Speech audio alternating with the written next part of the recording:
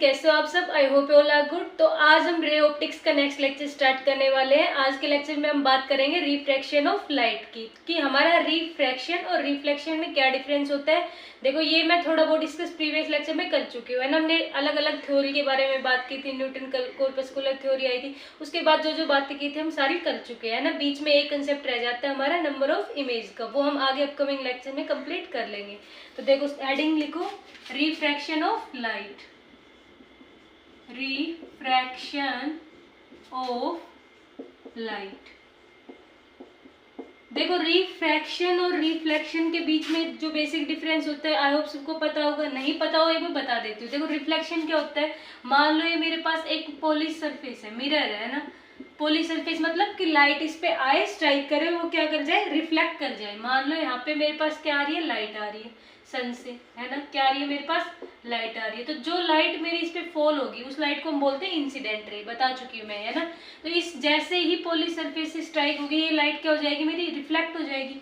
यानी कि ये लाइट मेरी यहाँ पे आई, इस सरफेस पे फॉल की और स्ट्राइक होके वापस से क्या हो गई है, हमारी लाइट बाउंस बैक हो गई। तो the bouncing back of the incident ray after striking to the polish surface, यही क्या होता है, हमारा रिफ्लेक्शन होता है। देखो आपको रटने की जरूरत नहीं है ना। तो ये क्या है हमारे पास, रिफ्लेक्शन है ना। ये हमारा क्या बनता है, नॉर्मल बनता है, सरफेस के हमेशा परपेंडिकुलर, है ना। और इंसिडेंट रे का जो एंगल है ना, इंसिडेंट एंगल, और ये हमारा रिफ्लेक्टेड एंगल, दोनों आपस में एक दूसरे के इक्वल होते हैं। ये बात कर चुके हैं हम। आज हम क्या पढ़ेंगे, हम पढ़ेंगे रिफ्रैक्शन ऑफ लाइट की, कि रिफ्लेक्शन और रिफ्रैक्शन में क्या डिफरेंस होता है। देखो रिफ्रैक्शन क्या होता है कि मेरे पास एक मीडियम है ना, दो मीडियम है। ये मेरे पास हो गया मीडियम 1 और ये मेरे पास हो गया मीडियम 2, है ना। मीडियम मतलब कि देखो ये मैंने क्या माना, यहाँ पे है एयर और यहाँ पे है मेरे पास वाटर, है ना। तो देखो जो स्पीड मेरी एयर में रहेगी क्या वही सेम मेरी वाटर में रहेगी, नहीं रहेगी ना। मीडियम मेरे पास क्या हो गया, चेंज हो गया। तो ऑब्वियसली बात है जो स्पीड ऑफ लाइट है वो भी क्या हो जाएगी मेरी, चेंज हो जाएगी, है ना। तो रिफ्रैक्शन ऑफ लाइट का मतलब क्या होता है कि द रिफ्रैक्शन ऑफ लाइट, है ना, कब, जब वो एक मीडियम से दूसरे मीडियम में ट्रेवल करे, किसकी वजह से, ऑप्टिकल डेंसिटी की वजह से, है ना। तो एक बार मैं लिख दूं यहाँ पे कि the refraction of light can be defined as the bending of light from its original path due to optical density, है ना। देखो इसका क्या मतलब हुआ, ऑप्टिकल डेंसिटी का सब बताऊंगी मैं। मान लो ये मेरे पास क्या है, ये मेरे पास बाउंड्री है ना, किसकी, मीडियम 1 और मीडियम 2 को जो सेपरेट कर रही है ना। मेरे पास यहाँ से क्या आई, लाइट आई, है ना। अगर मेरे पास ये सेपरेशन ऑफ मीडियम नहीं होता, मतलब जो यहाँ पे मीडियम था वही मीडियम मेरे यहाँ पे रहता, तो क्या होता, ये लाइट का क्या बैंड होती, नहीं होती। लाइट कैसे सीधी ट्रेवल कर जाती है ना, यानी कि ये लाइट सीधी, ये मेरा क्या बनता है यहाँ पे, नॉर्मल बनता है ना, सरफेस के और इसके बीच में, है ना, सॉरी सरफेस के परपेंडिकुलर, है ना।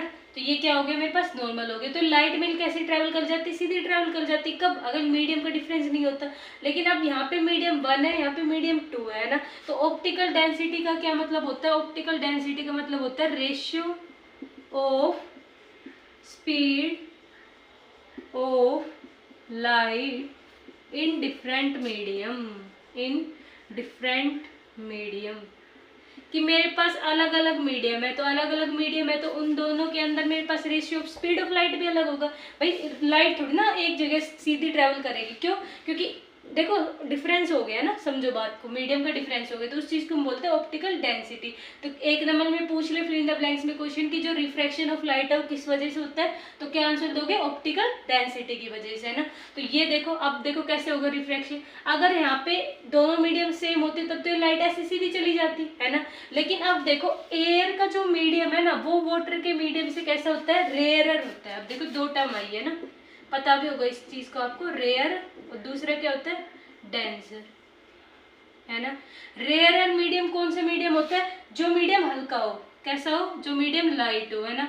अब मीडियम हल्का है, तो मुझे बताओ लाइट नॉर्मल, देखो ये मेरे पास क्या है, नॉर्मल है ना, तो मीडियम हल्का है, तो ये जो मेरी लाइट है बैंड होके दूर जाएगी या पास आएगी, ऑब्वियस सी बात है दूर जाएगी, है ना। पास कब आएगी, देखो जैसे दलदल का मान लो आप लोग, है ना, वाटर है ना, तो मान लो यहाँ पे दलदल है, तो दलदल में आप फंस जाओगे, तो नॉर्मल के पास आओगे ना, वो नॉर्मल के पास आएगी वो चीज। यानी डेंसर में क्या होगा, देखो डेंसर मीडियम हमारा हैवियर मीडियम होता है, और इसमें जो लाइट है वो हमारी क्या आती है, कम क्लोज टू नॉर्मल, है ना। नॉर्मल की क्या आती है, नजदीक आती है, जबकि रेयर एंड मीडियम में हमारी जो लाइट है वो क्या जाती है, फार फ्रॉम नॉर्मल, है ना। यानी जो नॉर्मल है उससे क्या जाती है, दूर जाती है, रेयर में और डेंसर में। तो ये रेयर और डेंसर मीडियम का फर्क था। यानी एयर हमारा कैसा मीडियम है, एयर हमारा रेयर मीडियम है और वाटर हमारा डेंसर मीडियम है। समझ में आई। देखो यहीं पे तो ड्रॉबैक हो रहा था, किसका, न्यूटन कॉर्पस्कुलर थ्योरी का। न्यूटन कॉर्पस्कुलर थ्योरी का ड्रॉबैक कैसे हो रहा था, देखो उन्होंने क्या बोला था कि डेंसर के अंदर जो हमारी स्पीड है ना वो ज्यादा होगी, किससे, एयर के कंपैरिजन में। यही उनका क्या था, ड्रॉबैक था, जब हमने न्यूटन कॉर्पस्कुलर थ्योरी की बात की थी। लेकिन वास्तव में क्या होता है कि एयर है हमारा हल्का मीडियम होता है as compare to water, that is denser medium. So हमारे एयर के अंदर स्पीड ऑफ लाइट क्या होगी, ज्यादा होगी as comparison to this medium two, that is water, है ना।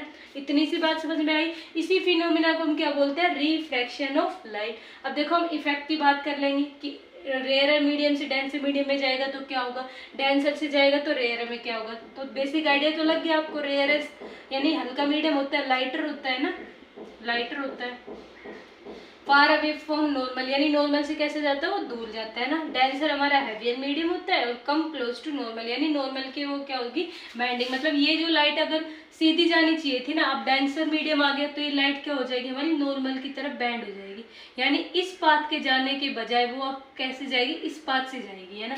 यानी कि bending of light from its original path. ये क्या होता है हमारे पास, रिफ्रैक्शन ऑफ लाइट। अब एक बात ये तो हमने पढ़ ली, रिफ्रैक्शन ऑफ लाइट क्या होती है। एक चीज हमें नहीं पता भी, है ना, क्या, कि हम इसको मेजर कैसे करेंगे ना, कि कितनी बैंडिंग हुई है, कितनी बैंडिंग नहीं हुई, इसको हम मेजर कैसे करते हैं। देखो इसको मेजर करते हैं हम किससे, बिल्कुल सही बोला, रिफ्रैक्टिव इंडेक्स से, है ना। तो हम उसको पढ़ेंगे भी, तो इतना नोट करो, रिफ्रैक्टिव इंडेक्स की बात करते हैं। देखो अब हम किसकी बात करेंगे, अब हम बात करेंगे रिफ्रैक्टिव इंडेक्स की, है ना। इरेज कर देती हूँ, स्क्रीनशॉट ले लिया होगा आप सभी ने, है ना। देखो समझ में आया, कुछ डिफिकल्ट नहीं है ना, इजी सा कंसेप्ट है। देखो अब हम बात करेंगे किसकी, रिफ्रैक्टिव इंडेक्स की। किसकी बात करेंगे हम, रिफ्रैक्टिव इंडेक्स की, है ना। रिफ्रैक्टिव इंडेक्स को डिनोट किससे करते हैं, न्यू से डिनोट करते हैं ना। इस सिंबल को याद रखना है ना, इससे हम डिनोट करते हैं। अब देखो रिफ्रैक्टिव इंडेक्स भी टू टाइप के होता है। कौन कौन से, एक होता है एब्सोल्यूट, एक होता है रिलेटिव, है ना। दो होते हैं ना, एक होता है हमारे पास एब्सोल्यूट, पता होगा सभी को, है ना, इसके बारे में। दूसरा है रिफ्रैक्टिव, सॉरी एब्सोल्यूट हो गया, और एक होता है रिलेटिव, रिफ्रैक्टिव इंडेक्स, है ना। तो अभी हम किसकी बात करेंगे, पहले हम एब्सोल्यूट रिफ्रैक्टिव इंडेक्स की बात करेंगे। किसकी बात करेंगे हम, एब्सोल्यूट रिफ्रैक्टिव इंडेक्स की बात करेंगे। देखो ये क्या होता है, सबसे पहली बात, रिफ्रैक्टिव इंडेक्स किसकी प्रॉपर्टी होती है, हमारे मीडियम की प्रॉपर्टी होती है ना। अभी हमने क्या पढ़ा था, जो हमने अभी रिफ्रैक्शन पढ़ा उसमें क्या पढ़ा था कि भाई मीडियम के ऊपर डिपेंड कर रही थी ना बेंडिंग ऑफ लाइट। तो ये किसकी प्रॉपर्टी होती है, सबसे पहली बात, है ना, स्टार लगा के लिख लो, property of medium, property of medium. दूसरी बात, ये किस पे डिपेंड करती है, depends only on, depends only, किस पे डिपेंड करेगी, nature of material of medium, है ना। Depends only on nature of material of medium, material of medium plus उसकी वेवलेंथ, यानी उसके कलर से, है ना। इन दो चीजों पे क्या डिपेंड करेगी, हमारी रिफ्रैक्टिव इंडेक्स जो है हमारा वो डिपेंड करेगा। अब देखो रिफ्रैक्टिव इंडेक्स होता क्या है ना, तो न्यू क्या होता है, it is the ratio of, किस किस चीज का रेशियो होता है, speed of light, speed of light in air या वैक्यूम, है ना। एयर या वैक्यूम की जो स्पीड होती है उसका, और किसका ratio, speed of light in medium, speed of light in medium, उस मीडियम में उसकी क्या स्पीड होगी, है ना। यानी कि मैं इसको क्या लिखूंगी, C/V, है ना, यही लिखूंगी। देखो speed of light in air और वैक्यूम को क्या लिखती हूँ मैं c, और speed of light in medium को क्या लिखूंगी मैं v लिखूंगी, है ना। अब स्पीड ऑफ लाइट तो आप सभी को पता होगा 3 × 10⁸ मीटर पर सेकेंड, इसकी वैल्यू क्या होती है 3 × 10⁸ मीटर पर सेकेंड, है ना। तो रिफ्रैक्टिव इंडेक्स क्या बताएगा कि किसी भी मीडियम में, है ना, किसी भी मीडियम में speed of light in medium, यानी उस मीडियम में उस एयर और वैक्यूम के कंपैरिजन में कितने टाइम्स कम हमारी जो लाइट है वो रहेगी वहाँ पे, है ना। तो ये क्या बताता है हमारे पास, म्यू बताता है, ये हमारे पास रिफ्रैक्टिव इंडेक्स बताता है। तो मैं क्या बोल सकती हूँ, देखो मान लो मैंने बोला कि एज्यूम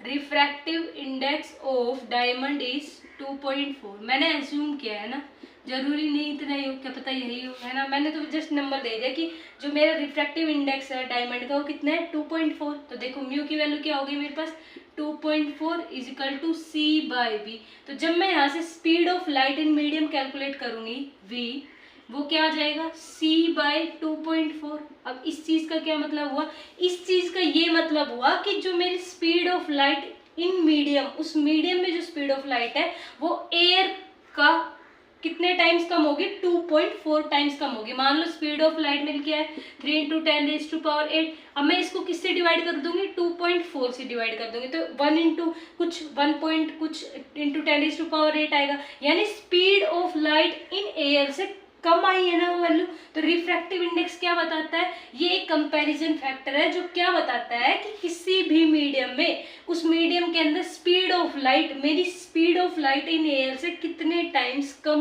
होगी। आई होप आप समझ में आया होगा कि यहाँ पे देखो 2.4 कर दिया, तो जो मेरे पास स्पीड ऑफ लाइट होनी चाहिए थी उससे कम है ना, ये 2.4 से डिवाइड करोगे तो speed of light in medium कम आएगी कुछ वैल्यू, है ना।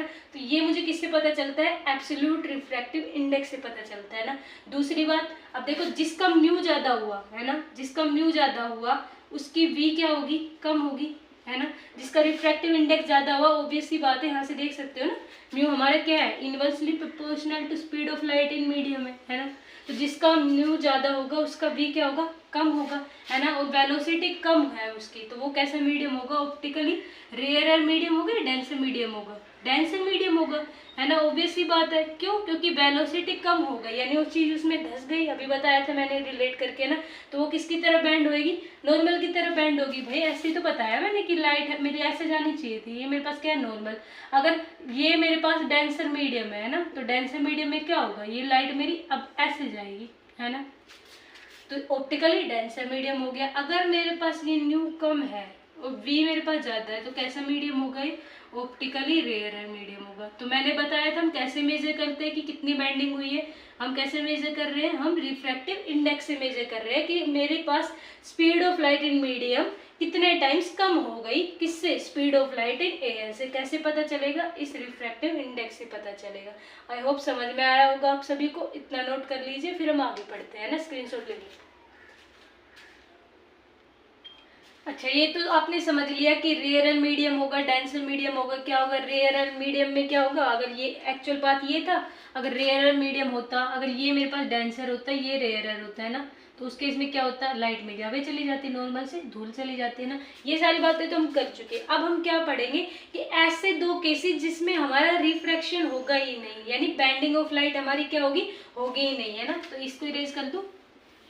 देखो इतना समझ आया होगा ना, इतना कोई टफ काम नहीं है, सिंपल से टॉपिक है ना।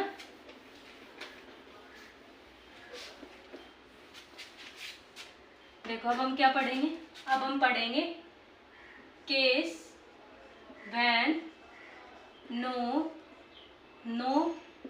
रिफ्रैक्शन अकर्स, है ना, नो रिफ्रैक्शन अकर्स, कि ऐसे केसेस जिसमें क्या हो, हमारा रिफ्रैक्शन यानी बेंडिंग ऑफ लाइट क्या हो ही ना, है ना। तो कौन से केसेस है, देखो पहला केस क्या है कि जब मेरा क्या हो, देखो एक बार मैं लिख दूं, नॉर्मल इंसिडेंस, है ना, कि जब मेरा एंगल ऑफ इंसिडेंस किसके इक्वल हो जाए, मेरा एंगल ऑफ रिफ्लेक्शन के इक्वल हो जाए ना, रिफ्रैक्शन के इक्वल हो जाए, उसे हम क्या बोलेंगे, नॉर्मल इंसिडेंस। देखो कैसे होगा कि ये मेरे पास क्या है, मीडियम की बाउंड्री है ना, मीडियम 1 और मीडियम 2। तो देखो ये मेरे पास क्या है, नॉर्मल होता है ना, सरफेस के परपेंडिकुलर, या ये जो लेयर है इसके परपेंडिकुलर, ये क्या होता है, नॉर्मल। तो नॉर्मल से मेरे पास क्या आई, इंसिडेंट रे आई, है ना। जनरली हम क्या बात करते हैं, जनरली हम बात करते हैं कि लाइट मेरी यहाँ से आई, मान लो ये नॉर्मल है ना, ये किस केस में बात करते हैं ना, रिफ्लेक्शन वाले केस में बात करते हैं ना, और ये लाइट मेरी बैंड होके चली जाएगी ना। तो नॉर्मल और इस इंसिडेंट रे के बीच में एंगल बनता है एंगल आई, और इसके नॉर्मल और रिफ्लेक्टेड के बीच में एंगल बनता है एंगल आर, है ना। तो ये हम रिफ्लेक्शन के केस में बात करते हैं। अब क्या इस केस में क्या हो रहा है कि ये जो मेरी नॉर्मल है ना, जो परपेंडिकुलर है ना, इसी के ऊपर मेरे पास क्या आई है, इंसिडेंट रे आई है ना। तो अब इसी के ऊपर इंसिडेंट रे आई, और हमें पता है एंगल आई मेरे किसके इक्वल होता है, एंगल आर के इक्वल होता है ना। रिफ्लेक्शन हो चाहे रिफ्रैक्शन हो, एंगल आई और एंगल आर मेरे क्या होंगे, बराबर होंगे। तो अगर मेरा एंगल आई इंसिडेंट एंगल इसके क्या आ रहा है, 0 डिग्री पे आ रहा है नॉर्मल के, है ना। तो रिफ्रैक्शन जो होगा, रिफ्रैक्शन, है ना, ये रिफ्लेक्टेड रे थी, ये रिफ्रैक्टेड रे है ना, तो वो भी क्या हो जाएगी, इसी के सारे जाएगी, है ना। यानी कि मेरा angle I is equal to angle R, ये रिफ्रैक्शन है ना, रिफ्रैक्शन एंगल, और ये कौन सा एंगल था, रिफ्लेक्शन एंगल था, है ना। समझ रहे हो डिफरेंस को, है ना। तो ये इस केस में क्या कोई बेंडिंग होगी, नहीं होगी, यानी नॉर्मल इंसिडेंस का केस हो गया। दूसरा मेरे पास कौन सा केस होगा, दूसरा मेरे पास कौन सा केस होगा, जब मेरा μ1 मेरा μ2 के इक्वल होगा, यानी कि जो मेरे पास सेम ऑप्टिकल डेंसिटी होगी मेरे पास, है ना, same optical density. Optical density समझ गए थे क्या था, कि speed of ratio of speed of light in different medium, है ना। तो मेरे पास सेम ऑप्टिकल डेंसिटी होगी, यानी दोनों मीडियम मेरे पास क्या है, सेम है। कि यहाँ पे भी मान लो मेरे पास एयर है, यहाँ पे भी मेरे पास एयर है, तो क्या कोई बेंडिंग होगी, नहीं होगी। लाइट यहाँ से आई, ये नॉर्मल है ना, ये एंगल आई बनाया, तो यहाँ से एंगल आर जो बनेगा, ये एंगल आई और एंगल आर दोनों इक्वल बनेंगे, और ये लाइट मेरी कैसे चली जाएगी, ये लाइट मेरी स्ट्रेट चली जाएगी एकदम, है ना, जिस पाथ से आई थी उसी से आगे उसी तरफ प्रोसीड करेगी, ना ये बैंड होगी ना ये अवे जाएगी, है ना। ये केस समझ में आया, μ1 इक्वल टू μ2, है ना। तो ये किसकी बात थी, ये केस थे जब कोई रिफ्रैक्शन नहीं होता। अब ये तो हमने बात कर ली एब्सोल्यूट रिफ्रैक्टिव इंडेक्स की, अब हम बात करेंगे रिलेटिव रिफ्रैक्टिव इंडेक्स की, है ना। तो उसको बता दूं मैं, स्क्रीनशॉट ले लो, है ना, देखो रिलेटिव रिफ्रैक्टिव इंडेक्स, है ना, रिलेटिव रिफ्रैक्टिव इंडेक्स, है ना। मैं शॉर्ट में लिख रही हूँ, आ रहा है या पूरा लिखोगे, कभी ठीक से समझे कि आ रहा है क्या लिख दे, है ना। तो देखो रिलेटिव रिफ्रैक्टिव इंडेक्स मतलब नाम से ही पता चल रहा है रिलेट करना, कि जब हम किसी भी स्पीड ऑफ लाइट को, किसी एक मीडियम के स्पीड ऑफ लाइट को मैं कंपेयर करूँ किससे, speed of light in medium 2 से, तो उस केस में क्या होगा, जो रिफ्रैक्टिव इंडेक्स होगा उसको हम बोलेंगे रिलेटिव रिफ्रैक्टिव इंडेक्स। कि वैन या रेशियो लिख देते हैं ना, ratio of speed of light in medium 1 to medium 2, है ना। और इससे भी ज्यादा अगर आपको इजीली समझना है ना, तो ratio of speed of light के बजाय आप क्या लिख लो, रेशियो ऑफ रिफ्रैक्टिव इंडेक्स लिख लो, है ना, रिफ्रैक्टिव इंडेक्स। देखो अभी समझाती हूँ कैसे, रिफ्रैक्टिव इंडेक्स, रिफ्रैक्टिव इंडेक्स दोनों के रिस्पेक्ट में बताऊंगे ना, रिफ्रैक्टिव इंडेक्स के रिस्पेक्ट में भी और वेलोसिटी के रिस्पेक्ट में भी। देखो कैसे, अभी मैंने क्या बोला, ratio of refractive index in medium 1 to medium 2, है ना, वही क्या होगा रिलेटिव रिफ्रैक्टिव इंडेक्स। डिनोट कैसे करेंगे, कि मान लो मैं मीडियम 2 का रिफ्रैक्टिव इंडेक्स बता रही हूँ, है ना, तो मीडियम 2 का refractive index with respect to medium 1, तो मैं इसको कैसे लिखूंगी, ऐसे लिखूंगी कि refractive index of medium 2 with respect to medium 1, है ना। या फिर इसको कैसे लिखते हैं, या फिर इसको लिखते हैं refractive index of medium 2 with respect to refractive index of medium 1, ऐसे भी लिखते हैं ना। तो ये नोटेशन है ना, तो कई बुक में ऐसे लिख देते हैं, कई बुक में ऐसे लिख देते हैं, कई में और तरीके से लिख देते हैं ना, तो सेम ही बात होती है। तो देखो इसका मतलब क्या हुआ कि μ2 1 किसके इक्वल हो गया, μ2 अपॉन में μ1, है ना, कि ratio of refractive index of medium 2 upon medium 1, है ना। तो ये हो गया, है ना, तो मीडियम 1 और मीडियम 2 एक ही बात है ना। अगर आप लोग मीडियम 2 का विद रिस्पेक्ट टू 1 निकाल रहे हो तो ऐसे आएगा, अगर आप लोग ऐसे निकाल रहे हो मीडियम 1 विद रिस्पेक्ट टू 2 तो ऐसे आ जाएगा, है ना। तो इस केस में क्या आ जाएगा 1/2, है ना, ऐसे लिख लो, 1 का निकालो या 2 का निकालो तो ऐसे आ जाएगा, है ना। अब मुझे बताओ ये रिफ्रैक्टिव इंडेक्स है, ये किसके इक्वल होता है, अभी बताया तो मैंने किसके इक्वल होगा, ये C/V2 अपॉन में ये किसके इक्वल हो जाएगा C/V1। भाई यही तो बताया था मैंने अभी, एब्सोल्यूट रिफ्रैक्टिव इंडेक्स जब आपको बताया था म्यू तो किसके इक्वल था, C/V के इक्वल था, है ना। C मेरा इनवर्सली प्रोपोर्शनल था V के, तो वही चीज़ तो मैंने लिखी है। तो C से C मेरा क्या हो गया, कैंसिल हो गया, तो μ2 with respect to 1 is equal to V1/V2, है ना।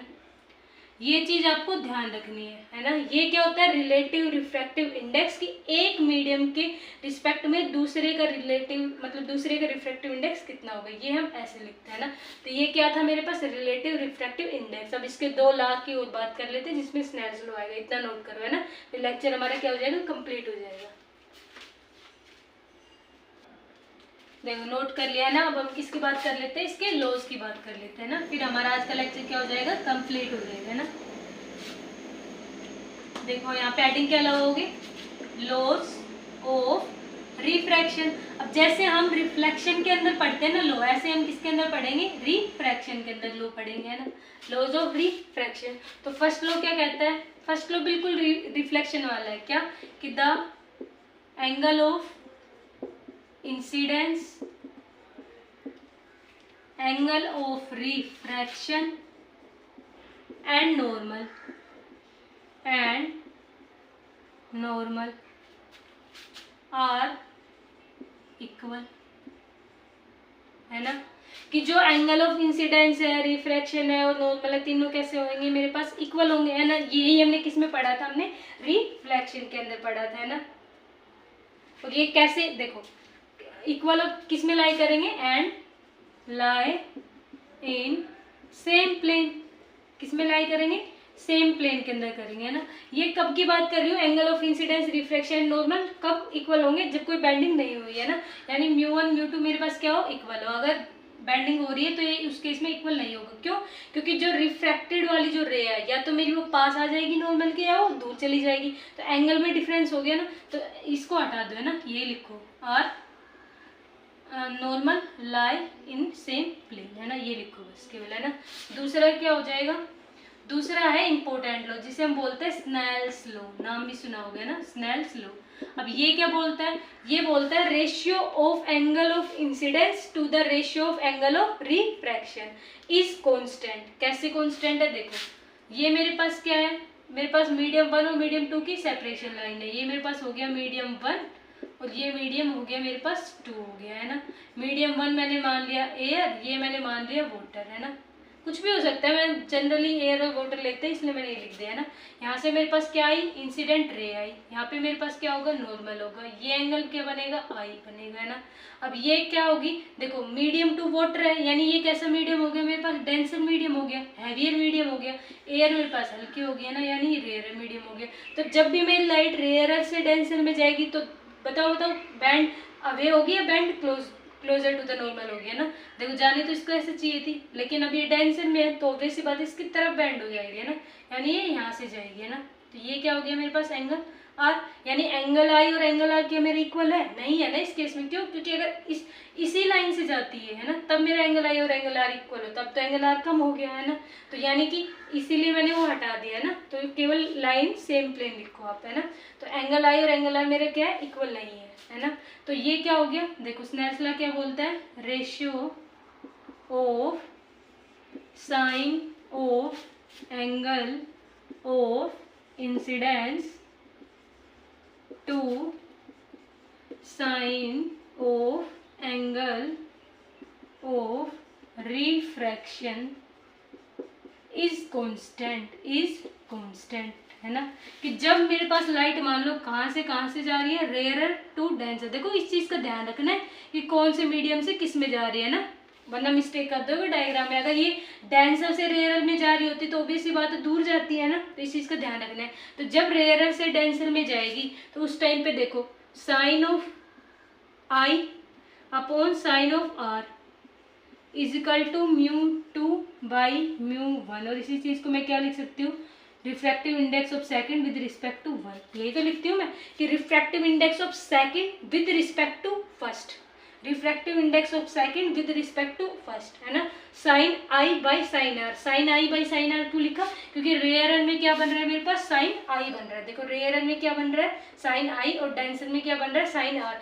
अगर उल्टा होता, अगर ऐसा होता ना डेंसर टू रेयर है, तो उस केस में उल्टा हो जाता है। उस केस में क्या होता है, sine r upon sine i होता है ना, equal to mu two upon mu one. देखो इसमें मिस्टेक कर देते, ये तो सेम रहेगा, ये तो सेम रहेगा। रिलेटिव रिफ्रैक्टिव इंडेक्स जो है with second with respect to first, ये तो सेम रहेगा, mu two by mu one, mu two by mu one. और एक चीज बता दूं, जो म्यू वन है यानी एयर का जो रिफ्रैक्टिव इंडेक्स होता है ना, ये हमेशा कितना होता है, 1 होता है। कितना होता है, 1 होता है। और इससे कम रिफ्रैक्टिव इंडेक्स किसी का हो ही नहीं सकता, है ना, 1 से कम किसी का हो ही नहीं सकता। यानी रिफ्रैक्टिव इंडेक्स जो होगा मेरा, वो हमेशा क्या होगा, ग्रेटर देन 1 होगा, ग्रेटर देन यूनिटी होगा, है ना, इस चीज़ का ध्यान रखना है। तो साइन आर बाई साइन आई हो जाएगा, क्योंकि डेंसर की बात कर रही हो, डेंसर में जो मेरा एंगल है कितना बन रहा है, आर बन रहा है। तो इस चीज़ का ध्यान रखना है ना। यहीं पे हमारा लेक्चर स्टॉप होता है ना। तो एक थर्ड पॉइंट आप लिखना चाहो तो लिख लो। वैसे मैंने स्टार्टिंग में बता दिया था कि ये हमारा जो फ्रीक्वेंसी है और टाइम पीरियड है ना, टाइम पीरियड इसकी क्या होती है, इंडिपेंडेंट होती है। क्या, रिफ्रैक्टिव इंडेक्स है ना, इंडिपेंडेंट। यानी रिफ्रैक्टिव इंडेक्स हमारा क्या होता है, इंडिपेंडेंट होता है। किससे, फ्रीक्वेंसी और टाइम पीरियड पे। किस पे डिपेंड करता है, नेचर ऑफ मटेरियल यानी स्पीड ऑफ लाइट पे और उसके कलर पे, उसकी वेवलेंथ पे, है ना, इन दो चीज़ों पे डिपेंड नहीं करता। तो इसी के साथ लेक्चर स्टॉप करते हैं। तो please and subscribe my channel. Thank you for watching my videos.